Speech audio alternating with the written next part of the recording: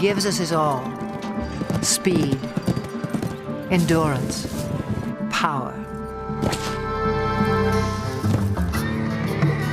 Yet his wild spirit burns bright.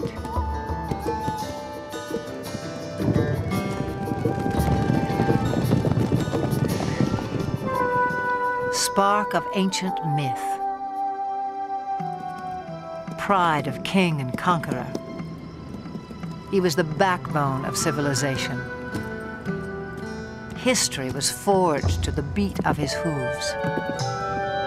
Even now, he still lays claim to the heart, with all the bold beauty that is the horse.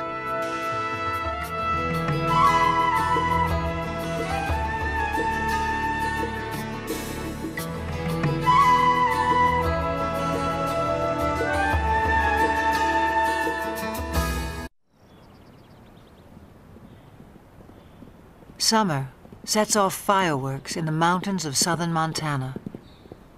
Spurred by heat and hunger, wild horses converge on the cool green heights, and sparks begin to fly.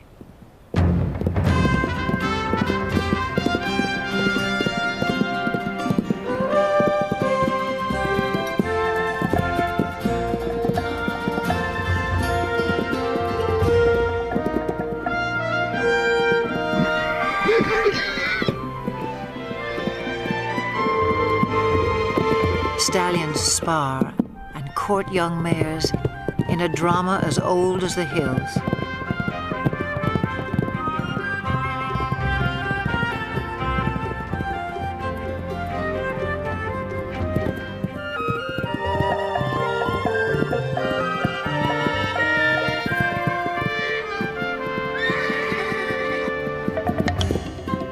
The Mustang has become a symbol of the American West. But some say he's a newcomer to these parts, even a trespasser. The truth is tangled in the long and winding history of his kind. It began some 60 million years ago in the forests of North America. Living on leaves, a creature the size of a fox walks the underbrush on padded toes. In time, forests give way to grassy plains. Legs grow long and toes become nimble hooves in a body built for speed. About 1 million years ago, the first true horses spread across land bridges to Asia and Europe. Their numbers swell, then slowly decline, perhaps due to climate change or the impact of a two-legged predator. To Ice Age hunters, the herds must have seemed inexhaustible, but by 8,000 years ago, horses were extinct in the Americas and dwindling elsewhere into memory and myth.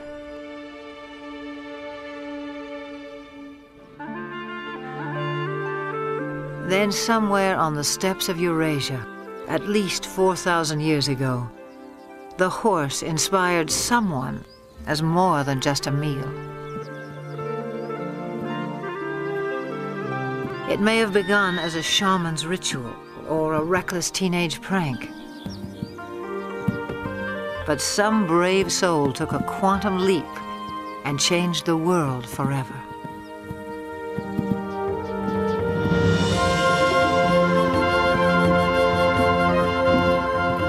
The horse utterly changed our sense of distance and speed.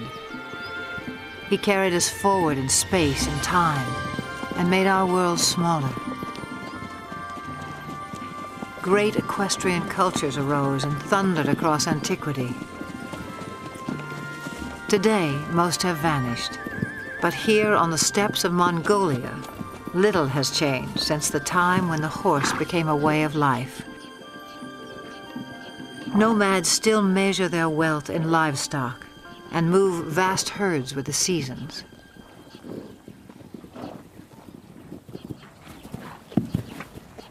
Small but hardy, Mongolian horses endure a harsh climate and grow a thick winter coat. When pasture is meager, they can survive on very little.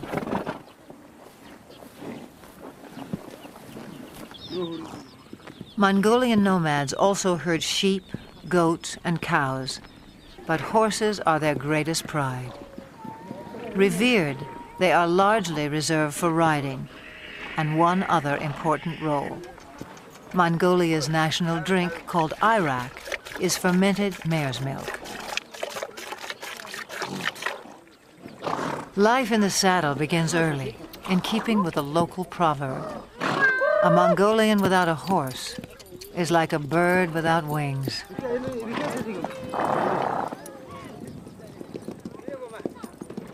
In July, thousands of nomads set up camp on the edge of the capital city, Ulaanbaatar. They come to celebrate Naadam, an ancient religious festival. National competitions of traditional sports are held, including 2 days of horse racing. One of the country's top horse breeders, Hang Medic, traveled over a week to take part in what will be his 30th Naadam. From a herd of 400 head, he has brought his 12 fastest horses. Also in tow are his grandchildren. For good reason. Riders must be under 12 to compete at Naadam. Training, however, is no child's play. It's what Hang Medic lives for.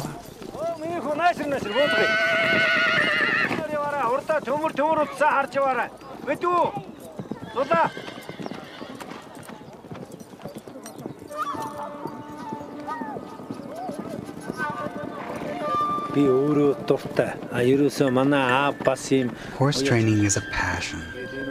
My father was a great trainer, and he passed that on to me. It's the same for most Mongolian people. We compete at Naadam to see who has the best horse, and because we're so proud of our horses. A fine racehorse is a symbol of good luck and happiness.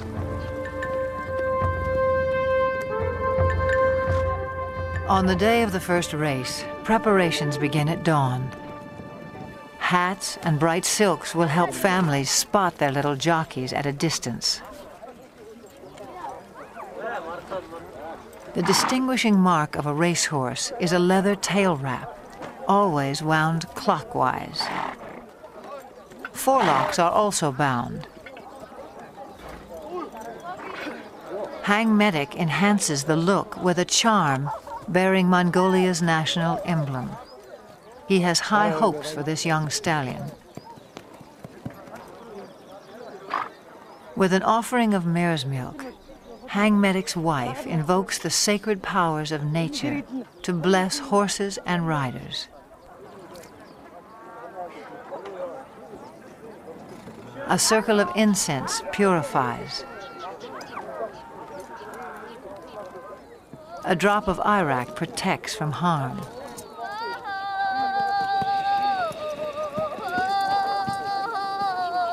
An ancient Buddhist chant rings out for luck.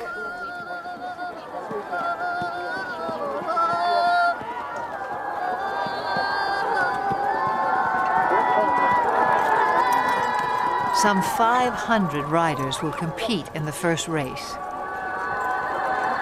Parents on horseback swell their ranks. By tradition, they circle clockwise at a staging area near the finish line.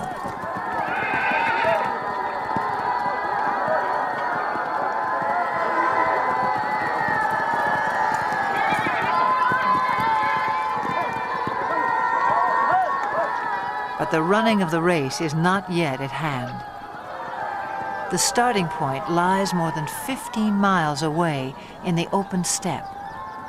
To reach that point at a walk will take the racers some 3 hours, which leaves time to kill for everyone else. Nomads like Hang Medic take the moment to catch up with old friends and trading partners. For people who live much of the year in relative isolation, there's also the irresistible allure of new faces.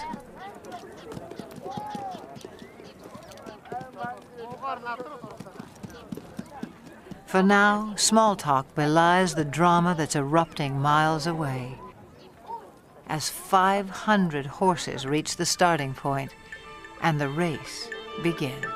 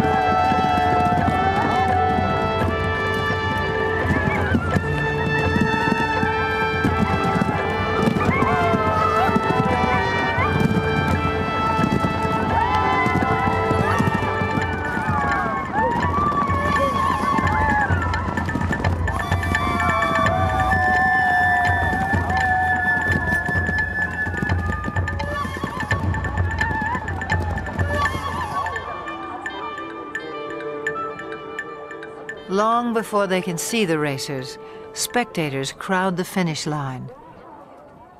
According to myth, the dust kicked up by winning horses showers happiness and prosperity on all those it touches.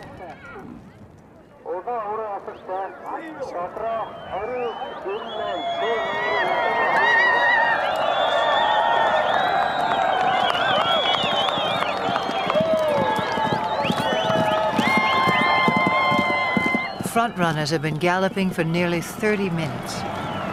By Western standards, this might qualify as an extreme sport.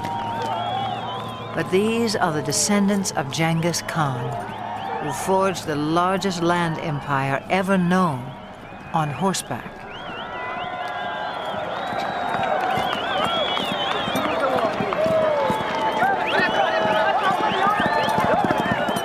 The blue sash of victory goes to the first 5 horses.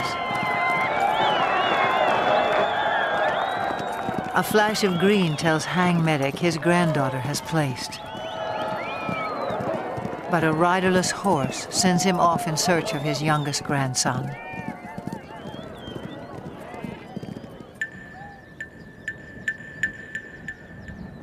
After an initial flurry, racers trickle in for another hour.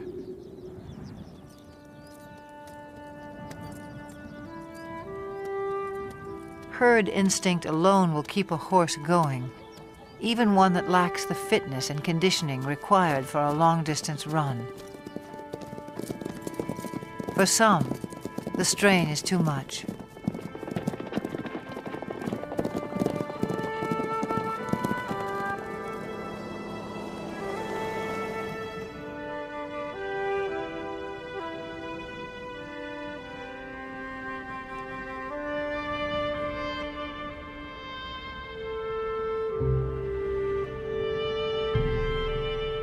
When a horse dies on the racetrack, the trainer is dishonored. But the child who has lost a beloved pet reaps only heartbreak.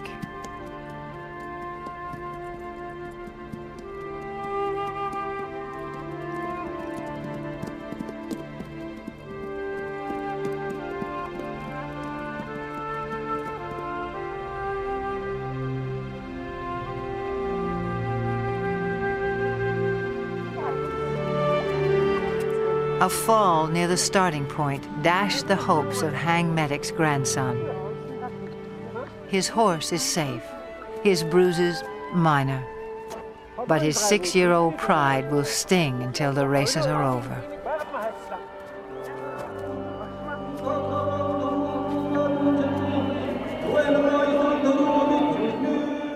Nadam concludes in the National Stadium.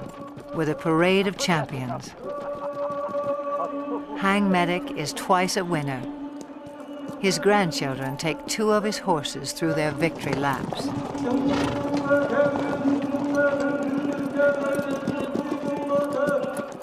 A herald sings the praises of the winning horses. Medals and mare's milk do them honor.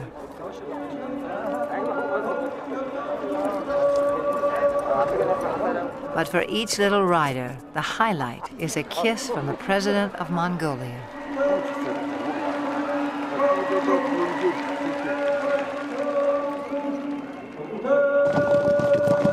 No other nation makes more of the horse.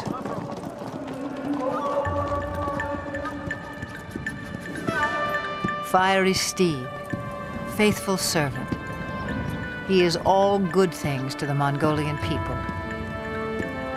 In return, they may succeed in saving the last truly wild horse on Earth. Before the rise of civilization, his kind ranged throughout Asia and Europe. Alert and aggressive, they were elusive prey with their camouflage of tawny coat, their upright two-toned mane. These horses were already rare in 1878, when Russian explorer Nikolai Przewalski returned from Mongolia. He carried a skull and hide that would prompt the announcement of a new species.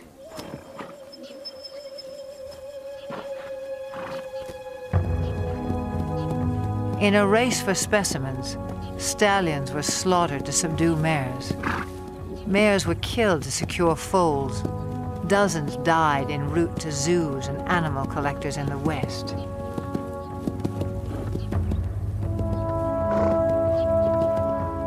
Przewalski's horses were last sighted in the wild in the 1960s.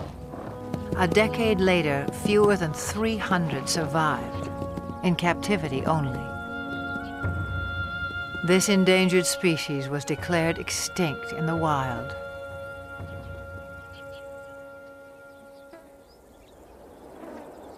In 1992, 16 Przewalski horses from European reserves touched down in Ulaanbaatar.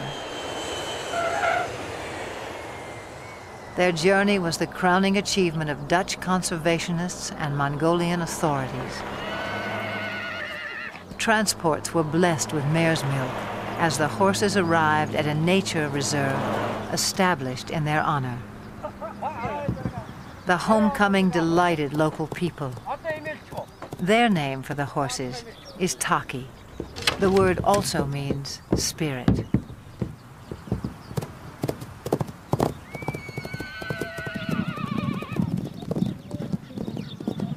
Today, some 80 free spirits roam 120,000 acres under watchful eyes.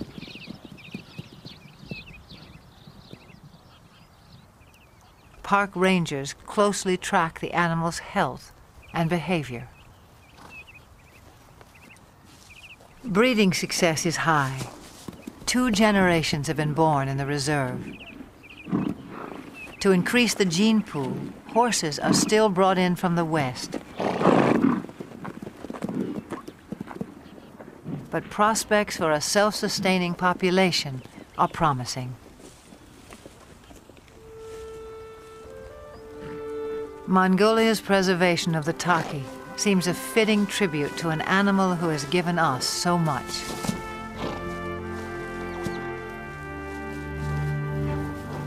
Domesticated, the horse revolutionized our world, but in the process, he was also transformed.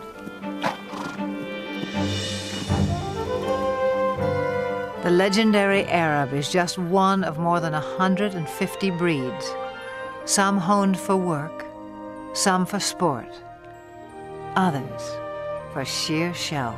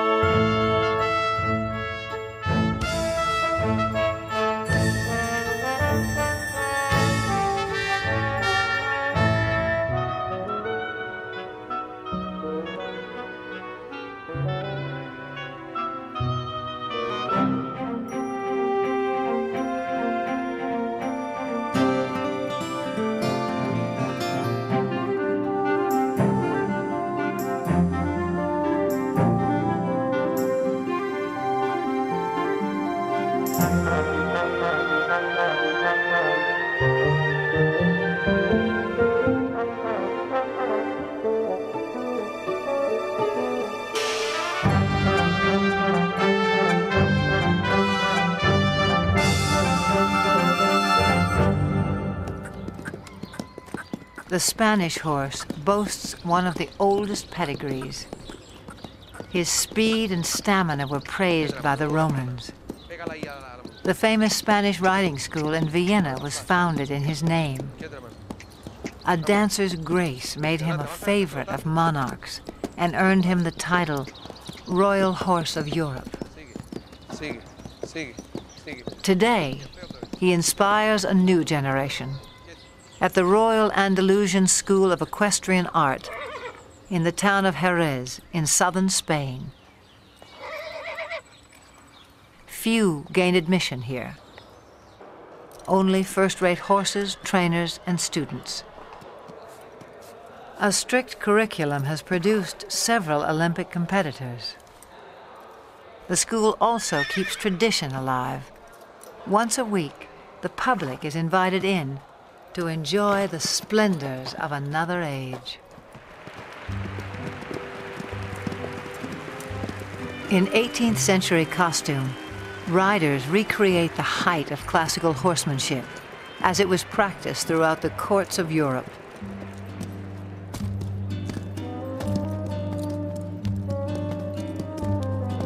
Most spectacular are the airs above the ground.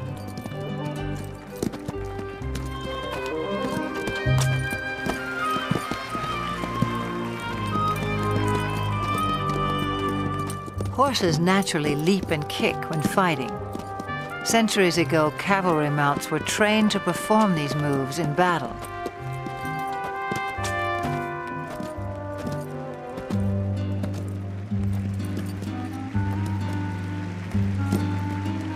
Eventually, each gesture became an end in itself, as formal as ballet. A supreme effort, the capriole demands vertical loft, virtually in place.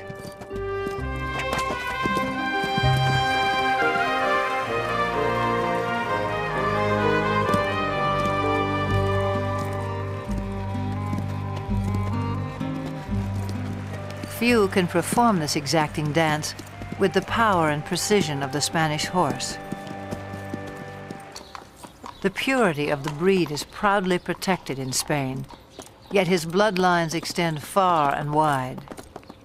For this was the horse who once conquered a new world.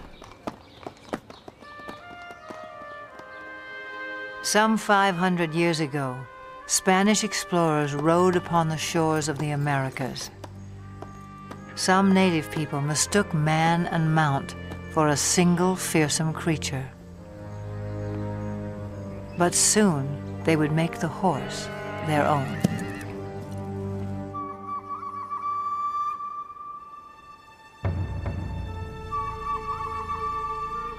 Through stealth and trade, Native Americans embraced the horse.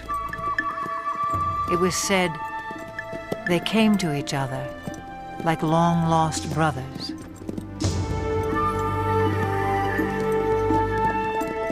Some called him Sky Dog. He opened vast horizons in this life and haunted their visions of the afterlife. But this cult of the horse would not last. By the 19th century, Native Americans had been robbed of land and livelihood. Their beloved sky dogs were shot or simply set loose. Scores of Indian ponies joined strays and runaways, already thriving in the wilderness. By 1900, over 1 million horses roamed the American West. But not for long. To make way for cattle and sheep, public lands were cleared of animals considered worthless pests. They were slaughtered by the thousands for pet food, fertilizer, and mere sport. In the 1950s, public outcry denounced the abuses. Still, numbers had dropped below 20,000 by 1971, when a federal law was finally passed to protect the wild horse. as a living symbol of the pioneer spirit of the West.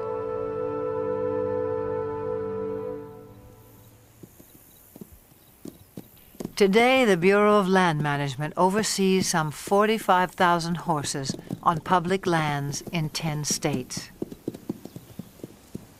On the Montana-Wyoming border, the Pryor Mountain Wild Horse Range is home to a herd of about 160.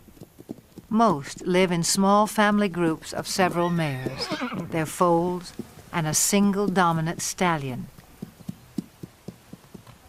His role is to guard his harem and protect his growing offspring.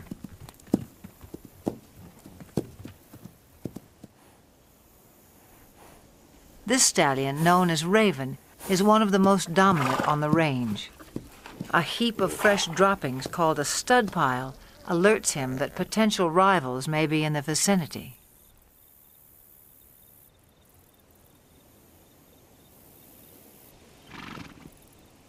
A band of young bachelor stallions prompts Raven to move his family to a safe distance.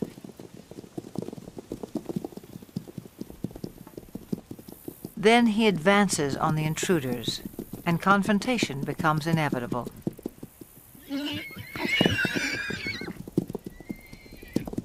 Raven may be outnumbered, but at 10 years old, his maturity and experience give him the advantage.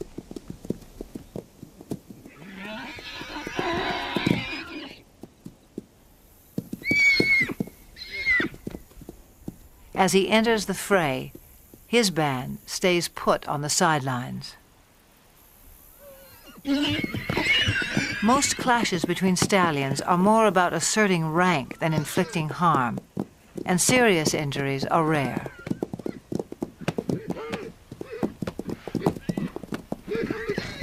In the end, the bachelors move on unscathed but chastened, and Raven returns to his mares.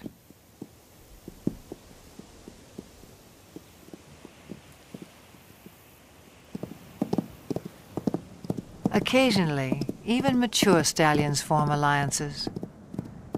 A stud named Starman acts as a subordinate or lieutenant stallion to Flash, who has a mare and foal of his own. Flash tolerates Starman's presence, but allows him no access to his lone mare. In summer, a waterhole fed by melting snowbanks attracts this small band.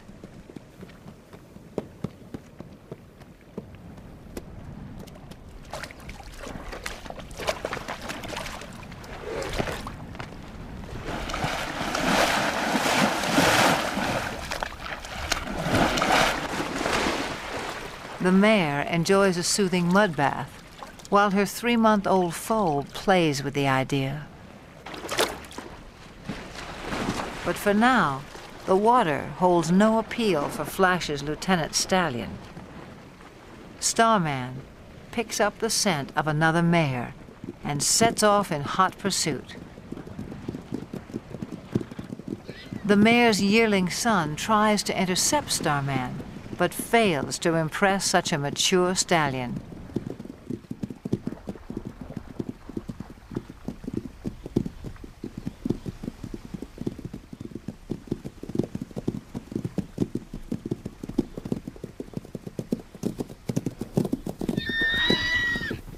This mare's own stallion must be just out of sight, a boon for Starman. Still, she rejects his advances.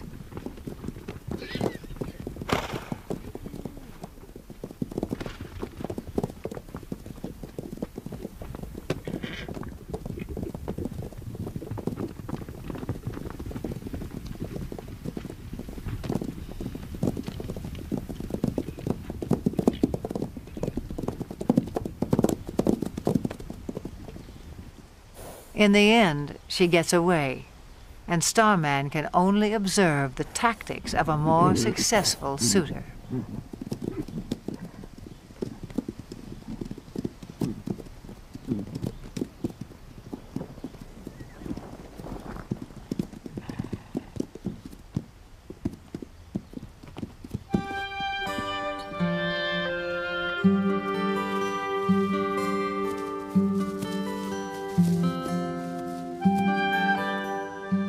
times, the Pryor Mountains seem heaven on earth for horses.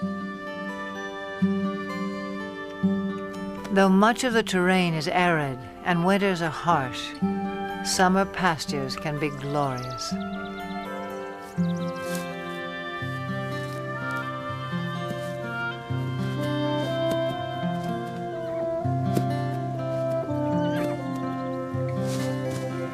The horses have few predators to fear.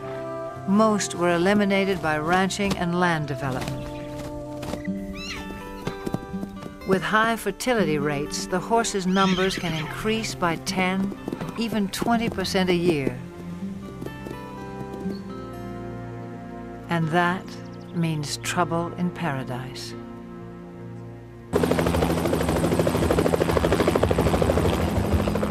In the last 3 decades, the Bureau of Land Management has removed more than 100,000 wild horses from the range. The roundups are intended to protect public lands from overgrazing and ensure the health of the herds.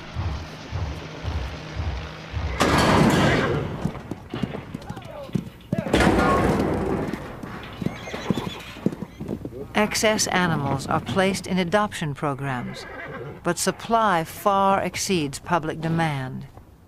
Horses deemed unadoptable live out their days in holding pens. Even now, the fate of America's wild horses remains an open-ended question.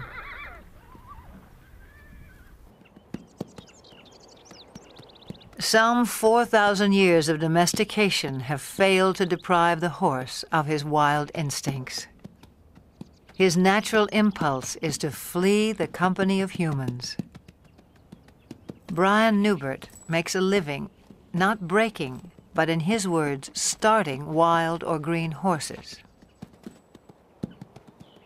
This 2-year-old quarter horse stud, born on the open range, has never been handled.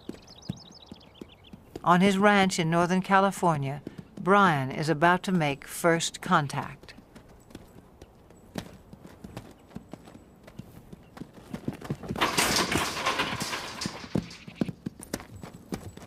Brian will chase the horse until he turns to face his pursuer.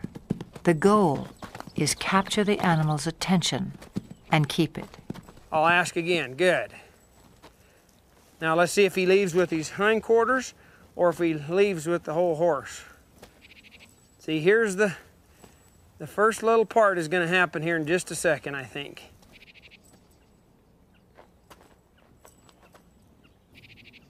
Subtle shifts of body language keep the horse focused on Brian. If his attention wanders, I might see if I can get another step closer. As long as he's doing that, I'll just let that soak in. And I'll take another step. And I'll take another one here.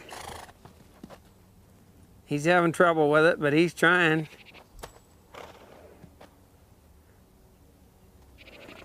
He's gonna have to leave here pretty soon. And I'll try to direct him back. There, he adjusted in the rear quarters. That's what I'm gonna need here.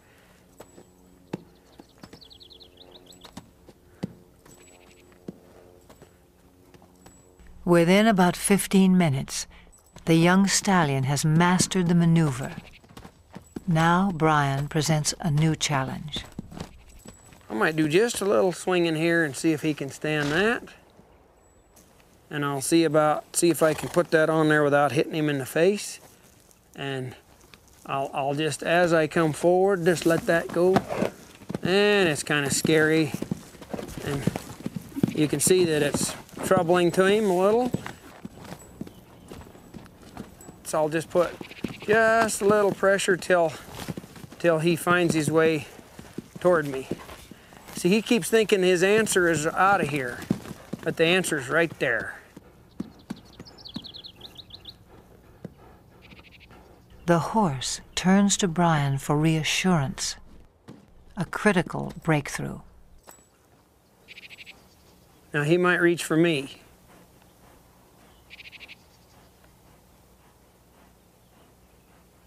Let's see if He come in here, I'll see if I can get another half a step without scaring him. See how he's reaching for me? Now here's a spot where you want to watch their ears, because some of them they'll take a run at you. Now I'll just wait here till he reaches. Like that. See him smelling me instead of...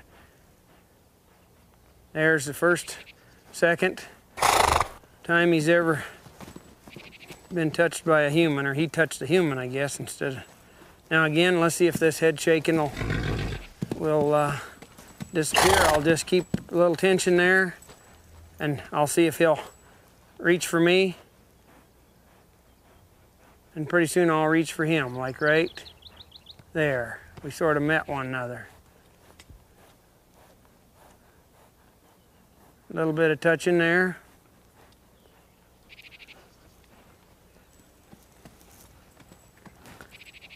A little bit more here. See, he's finding out he can touch me and reach for me now. In a horse, there's a spot in there where they can just turn loose emotionally. You can see in their eye and their face a change that comes over them. And they'll begin to drop their head and their eyes will soften, and you can just see that they're beginning to trust you. And then you can move right on and really advance then. I'll get my weight shifted back. He's feeling a whole lot better about things now. He's finding out I can touch him and he won't get hurt. Less than half an hour after the first touch, Brian tests the saddle. It's kind of important to swing this on so that it doesn't hit him.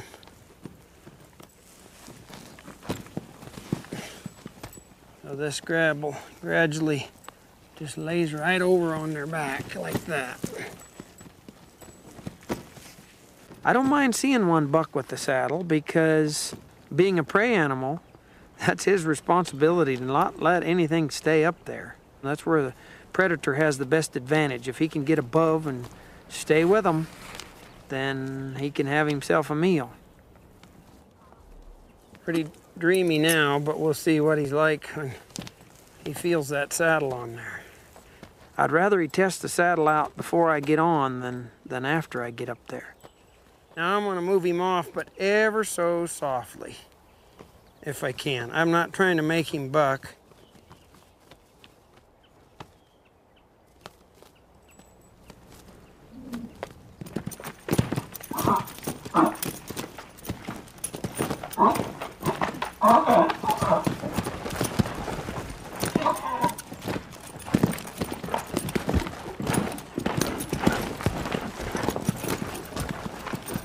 Okay, maybe I'll give him a little consoling. Did you get scared, Bolly?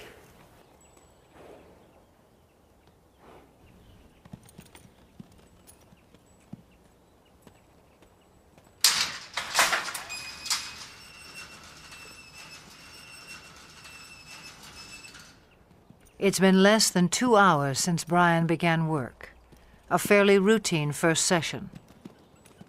He'll leave the saddle in place for a few more hours, then give the young stallion a well-earned rest until morning.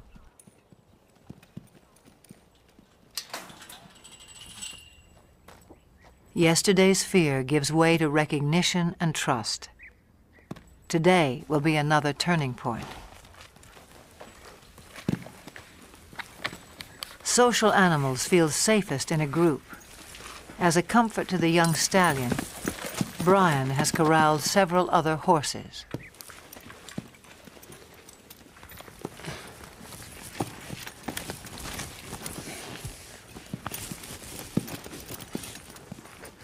See, if he wiggles, I'll just wait here till he stands put. Pet him over here as if it was my leg, and maybe get myself kind of set here before he gets untracked. I might let him go right out that way. And I'll just ask him to go. If he gets up set, if he gets scared, wants to run, I'll just try to go with him.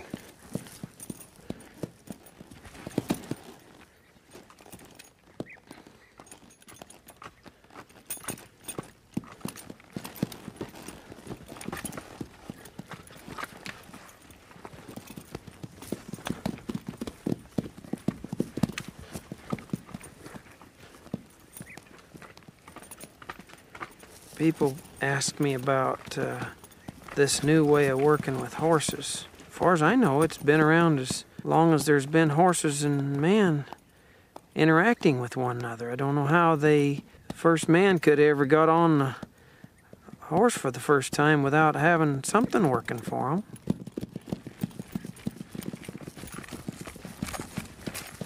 I'll get a little bolder as he gets a little more confidence. I'll ask him here to come back to me with this rein little, and he did. The young stallion's first ride lasts no more than 15 minutes and prompts a simple reward.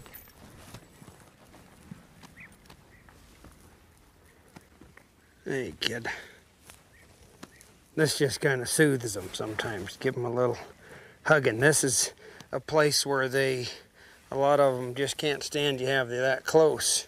And if you can show them that it's okay to be this close, why, it's a real relaxing, soothing kind of thing for them.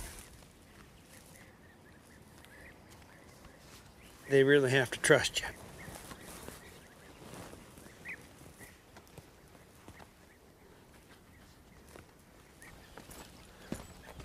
By day 3, it's time to abandon the security of the corral. A whole new life is beginning for the young stallion. He gets so he can trust me a whole lot more today, I see. And Brian is left to ponder an age-old mystery about the nature of horses. I often wondered how in the world would they allow somebody to get up on their back and guide them around. They'll take us miles and miles till they're totally, tired, pull wagons and pack loads and all kinds of things, when actually they could kick us or hurt us or buck us off any time, and yet they'll just work their hearts out for us if it's presented to them in a way that they can understand. Pretty special animal, really. Special indeed.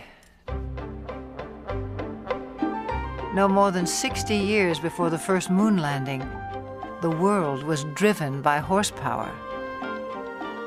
Every sector of the economy relied on him. Transport and trade, industry and agriculture. No creature served us better in the building of civilization or its occasional overthrow. For millennia, the war horse prevailed in battle. If not for a horse, would Alexander have been great? Who can imagine Attila the Hun or Napoleon on foot? Over 1 million horses served in World War I. Nearly a third died. In World War II, tens of thousands perished in a battle of bullets and bombs.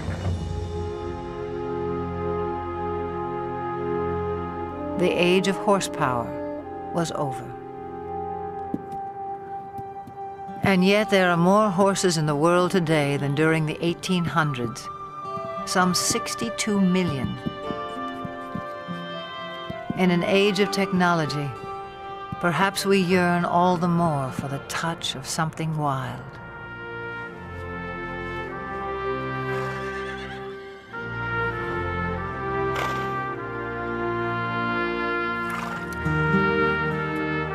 The horse is no longer changing our world, but he can still change lives, one at a time. In central Georgia, Carol Woolley has loved horses since she was a child. In 1995, a friend told her about an old school horse who had seen better days as a fox hunter and jumper. His name was Carousel, and he needed a home. Carousel was in his mid to late 20s, a little lame, about 100 pounds overweight. He was a little sway back, just a good, quiet lesson pony. You like a goodie? Carol took good care of him. Local children rode him. Soon, Carousel was a favorite. In 1996, 2 weeks after the Summer Olympic Games, the Paralympics came to Atlanta. Some 3,500 athletes attended.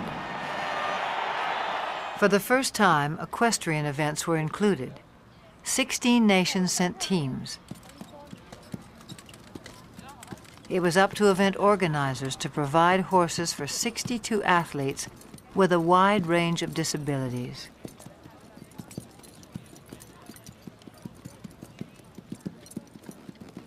Each would be judged on precision, smoothness, and harmony of horse and rider while performing a set pattern in the arena. A call went out to horse owners for calm, well-trained mounts. Carol Woolley volunteered 2 of her younger horses, but games officials were desperate for more. She thought twice, then sent for old Carousel as well.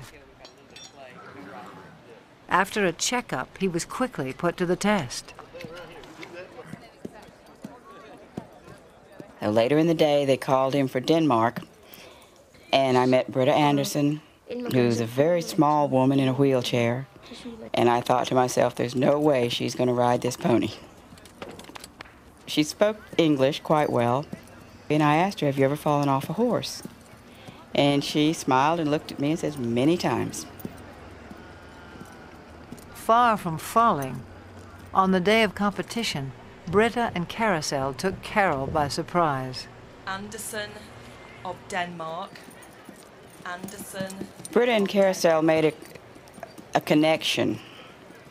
He knew exactly what she wanted, and she knew how to get the most out of him. And he loved her. I'm still not sure how she did it, but they were just a perfect match.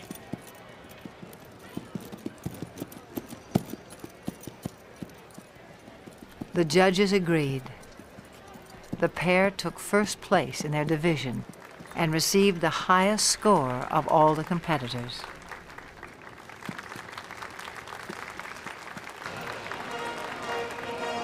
From Denmark, Britta Anderson, riding Midland's Carousel, owned by Carol Woolley.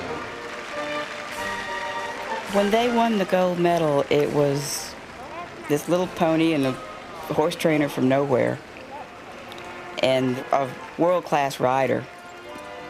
And the thought that they actually won that gold and they earned it, it was probably one of the high points of my life.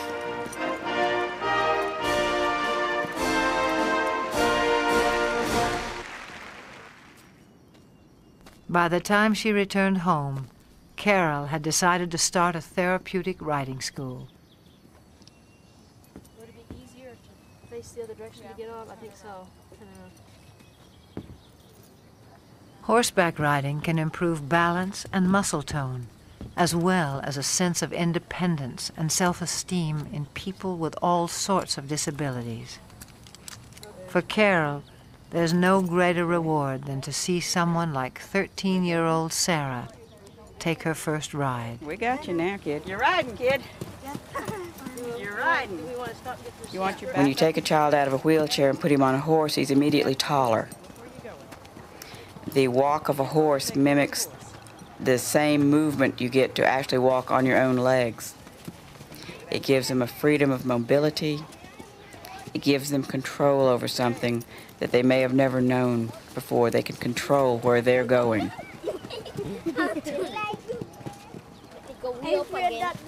Carol runs the school on grants, donations, and volunteers. And Carousel heads her fleet of gentle horses past their prime. In August of 1998, at a regional show for riders with disabilities, Carol decides to send Carousel into the arena one last time. 9-year-old Sean Donaldson, one of Carol's top students, has never competed before. It's a breathless moment for his parents. Make the old man proud. He got a good horse on him, though. He knows what to do. Young boy and old horse are picture perfect and take a blue ribbon. In first place. place, Sean Donaldson from Carousel. A first for Sean, a final trophy for Carousel.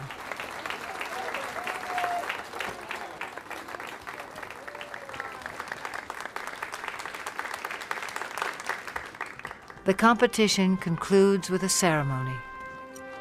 As a symbol of retirement, Carol removes the saddle from a little horse of unknown breeding who has meant so much to so many.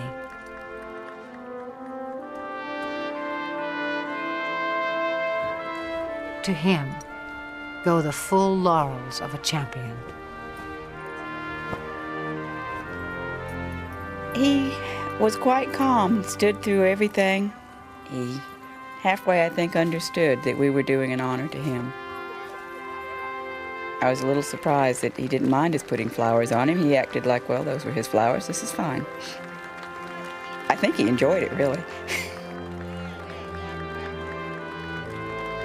He wasn't just an old sway-backed horse with a gray face.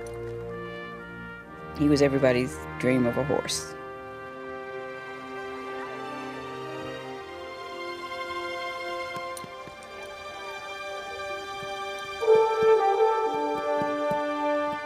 He's served everyone that's ever owned him, every place he's been. He's done everything we've asked him to do, all of his life. To me, he symbolizes all the horses that have worked hard all their lives and have given us so much pleasure. He's a fairy tale of a horse, but there's probably thousands of them out there just like him. I guess he's the poster child for all of them.